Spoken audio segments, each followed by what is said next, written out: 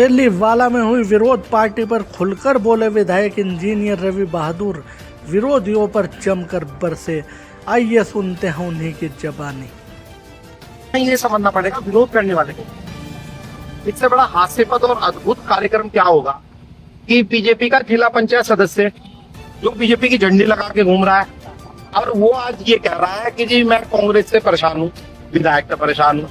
अरे भाई आप पहले ये तो डिसाइड करो हु यू आर।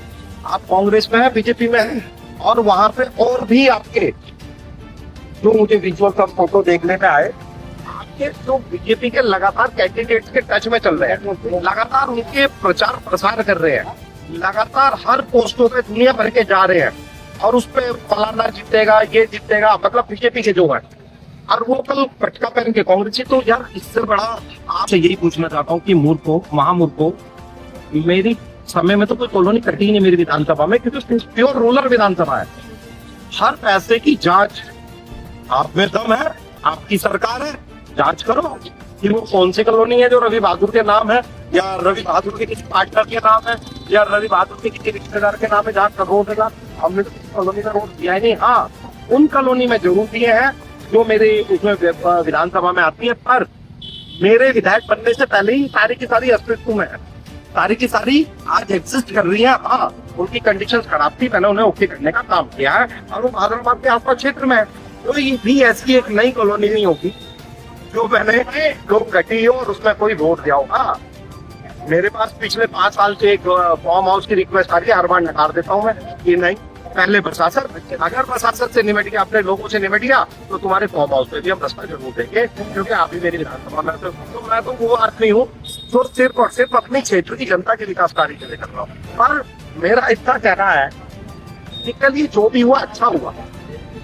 कुछ लोग जो बीजेपी के स्लीपर सेल बन के कांग्रेस में कार्य करने का काम कर रहे थे, संगठन ने उन्हें चिन्हित कर लिया। तो भाई मेरी बात हो गई है, मेरे पे फोन आ गया है, मेरे से नाम मांग दिए गए हैं। अब तो यह है संगठन अपना चाबुक चलाएगा। हाँ, उसमें थोड़ा सा दुर्भाग्यपूर्ण है कि 2-3 यूथ कांग्रेस के पदाधिकारी उसमें पहुंचे, जो हकीकत है।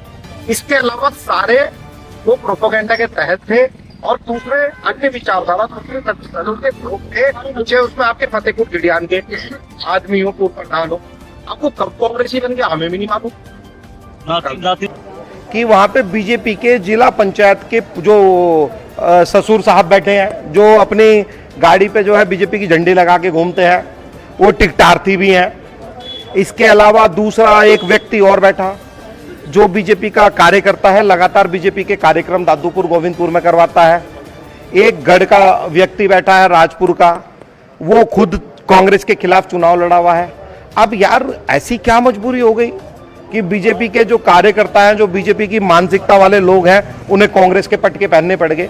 तो इसका सीधा साधा उत्तर यही है कि बीजेपी पे अब कोई मुद्दा रहा नहीं है ज्वालापुर में, बीजेपी का प्रोपेगेंडा। और इससे बड़ा दुर्भाग्य क्या होगा कि कल बीजेपी का जिला पंचायत बैठा है वहां पे, जो अपने आप को पुत्र वधू है, पर वही कहता है कि मैं जिला पंचायत हूं, और वो कब से कांग्रेसी बन गया हमें तो समझ ही नहीं आया। ऐसी 3-4 लोग थे वहां पे जो बकायदा बीजेपी के हर कार्यक्रम में जा रहे हैं, और अब वो कह रहे मैं कांग्रेसी हूं। तो ये बड़ा दुर्भाग्यपूर्ण है, ये बड़ा हास्यास्पद है, और संगठन को भी इसकी जो है, हाँ, हमारा एक कार्यकर्ता जो है बीजेपी के, जो हमें पता हो कांग्रेस के जो है 1-2 यूथ कांग्रेस के पदाधिकारी वहां गए हैं, संगठन उनसे अपने स्तर से बात करेगा। सवाल जब आप कोई उठाई गिरा कर यूं कह रहा है वो मेरा हाथ पकड़ के लाया, तो मुझे लगता है उससे बड़ा उठाई गिरा कौन होगा। अरे भाई, मेरे पिताजी इस विधानसभा जब ये 2008 में अस्तित्व में आई, जब से यहाँ है, उससे पहले 91 का चुनाव लड़े हुए। अब अगर वो थोड़े दिन में कहने लगे कि रवि बहादुर को तो बोतल से दूध भी हम नहीं पिलाया, तो ये बेवकूफ लोग हैं, मूर्ख लोग हैं, इनके बारे में ज्यादा नहीं सोचना। अब संगठन अपनी कार्रवाई खुद करेगा।